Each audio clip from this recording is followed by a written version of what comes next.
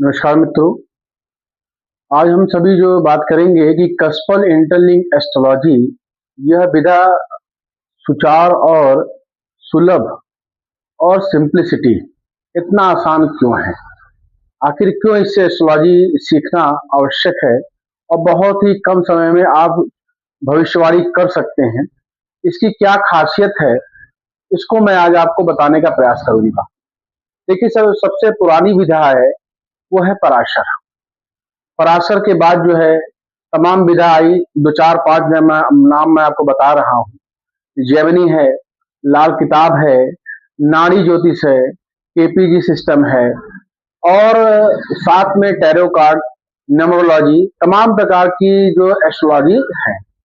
लेकिन कस्पल interlink astrology से ही भविष्यवाणी क्यों की जाए, क्या कारण है, इसको मैं आज बताने का आपको प्रयास करूंगा और बहुत कम शब्दों में मैं आपको ये बता ले जाऊंगा। सब मैं बोर्ड पर लिख दिया हूं, एक बार आपको देखने की जरूरत है।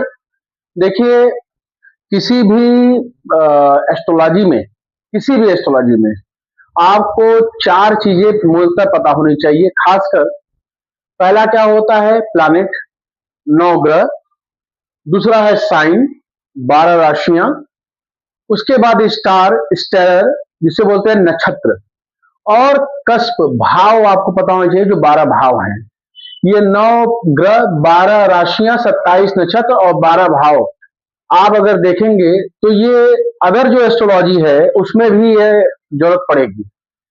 इनके बाद 9 ग्रह, 12 राशि, 27 नक्षत्र और 12 भाव के बाद आपको किसी के बारे में भविष्यवाणी करने के लिए ग्रहों की चाल, ग्रहों की दृष्टि, समान दृष्टि या विशेष दृष्टि, ग्रहों की शुभता अशुभता, ग्रहों की उच्च और नीच राशि, विविध योग और संयोग, मूल त्रिकोण, केंद्र भाव, दिशा बल, मित्र और शत्रु, ये तमाम प्रकार के जो है कारकत्वों को देखना होगा और तब जाकर के आप भविष्यवाणी कर पाएंगे।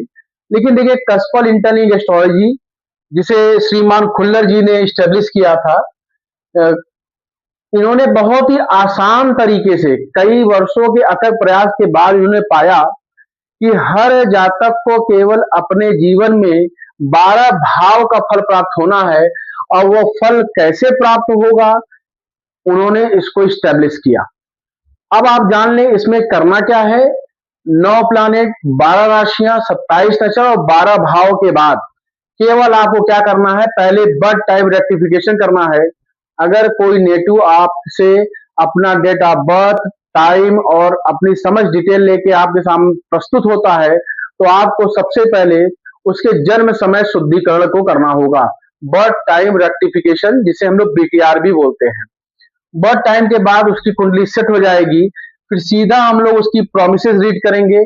उसके जीवन में ये घटनाएं घटनी है कि नहीं, जो भी उसका प्रश्न है, चाहे विवाह संबंधी हो, संतान संबंधी हो, नौकरी संबंधी हो, व्यापार संबंधी हो, तमाम प्रकार के जीवन में जो प्रश्न है उसकी प्रोमिसेस रीड की जाएंगी। अगर प्रोमिसेस रीड होती हैं और ये होता है कि इसके जीवन में ये घटना घटेगी, तो आगे हम लोग क्या करते हैं, दशा पोटेंसी चेक कर लेते हैं और फिर ट्रांजिट और प्रोग्रेशन चेक करने के बाद हम प्रेडिक्ट कर देते हैं। बस इतना ही है और आसानी से आप जो है कुंडली पढ़ करके उसको आप प्रोडक्शन में ले सकते हैं। इस प्रणाली को हम लोग सब थ्योरी भी बोलते हैं। इनकी खुल्लर जी की जो प्रणाली है, इसमें एक और सबसे अच्छी बात यह है कि होरारी जो है पृष्ठ कुंडली भी आप बना सकते हैं और उसके लिए बीटीआर की भी जरूरत नहीं है।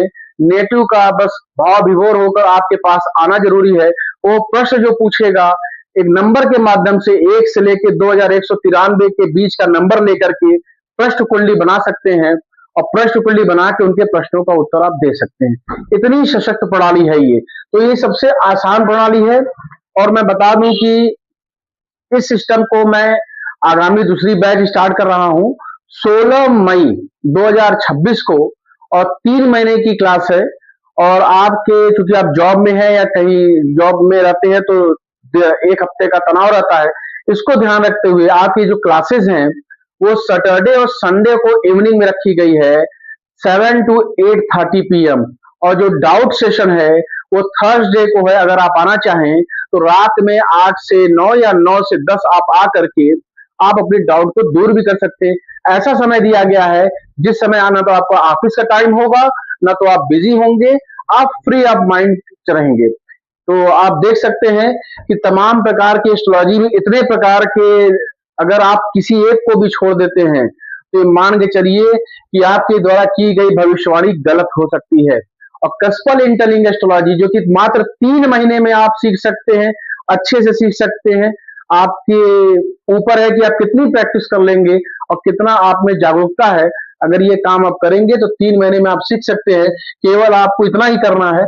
बाकी ये जो प्लानिट की कंडीशन मैंने बताई, 9 ग्रह और 12 राशि, 27 नक्षत्र और 12 भाव, ये सभी प्रकार के जितने प्रकार की विधा है सब में देखे जाते हैं।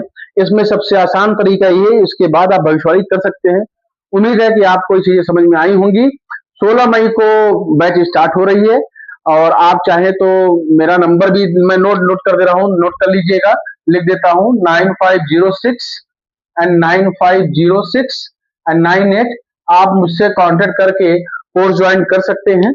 और उम्मीद है कि आपको समझ में आया होगा, और अगर आपको समझ में आया हो तो चैनल को लाइक, सब्सक्राइब और शेयर करें। धन्यवाद।